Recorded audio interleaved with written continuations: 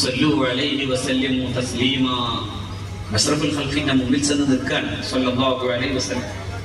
Gate തുറക്കപ്പെടുന്നില്ല എന്ന് കണ്ടപ്പോ വിതുമ്പിക്കൊട്ടിയ ആ മഹാനായ മനുഷ്യൻ മലയാളി അവിടുന്ന് പാടി അറബിയെ പോലും കൊതിപ്പിക്കുന്ന മനോഹരമായ അറബ് കാവ്യം അഷ്റഫുൽ ഖൽഖിന്റെ പേരിൽ മദ്ഹ്. യാ അക്രമൽ ഖുറമാ അലാ അതാബിക്കും, അങ്ങയുടെ മട്ടുപ്പാവിൽ പരിശുദ്ധ റസൂലേ ഉമറുൽ ഫഖീർ മുർതജിൽ ജനാബിക്കും, അങ്ങയുടെ ചാരത്തായി ഉമർ വന്നു നിൽക്കാൻ. എന്തിനാ? അങ്ങയുടെ ഔദാര്യത്തെ പ്രതീക്ഷിച്ചിട്ട് അങ്ങയുടെ വാതിൽ പടിക്കൽ വന്നു നിന്ന് ഇവന്റെ കണ്ണുകളിലൂടെ അശ്രുഗണങ്ങൾ ഇങ്ങനെ ഒഴുകുകയാണ് നബിയെ. ഈ കണ്ണുകളിൽ നിന്ന് ഒഴുകുന്ന കവിൾത്തടങ്ങളിലൂടെ അശ്രുഗണങ്ങൾ ഒഴുകുന്നു നബിയെ എന്ന് പരിശുദ്ധ റസൂൽ സ്വല്ലല്ലാഹു അലൈഹി വസല്ലമയോട് സയ്യിദുന മഹാനായ ഉമർ ഖാദി ഖദ്ദസല്ലാഹു സിർറഹു അസീസ് ആ പരിശുദ്ധമായ കാവ്യം ചൊല്ലപ്പെടുമ്പോഴേക്കും റൗദ തുറക്കപ്പെട്ടു.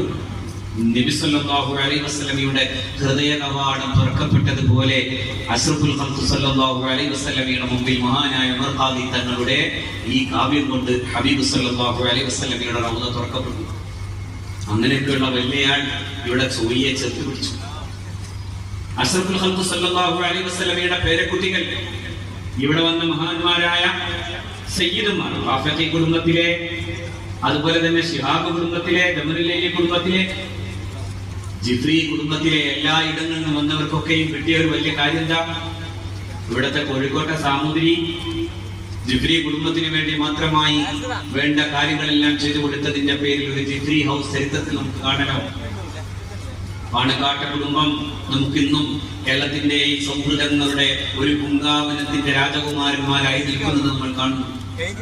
ബാഫക്കിത്തങ്ങൾ കേളപ്പജി ഇങ്ങനെയാണ് പറഞ്ഞത്, ബാഫക്കിത്തങ്ങൾ അങ്ങ് ജീവിക്കുന്ന കേരളത്തിൽ ഒരിക്കൽ പോലും മതസൗഹാർദ്ദം ഞാൻ വിചാരിക്കുന്നില്ല എന്ന് പറഞ്ഞത് കേരള ഗാന്ധിയായ കേരളത്തിൽ അങ്ങ് പെരിന്തൽമണ്ണയിലെ തളിക്ഷേത്രത്തിന്റെ സത്യങ്ങൾ പറഞ്ഞു ഈ മതിൽ ശരിയാക്കാനാണോ ഞാനത് ശരിയാക്കാൻ എന്റെ എന്ന് പറയുമ്പോ നിറഞ്ഞ കണ്ണോടെ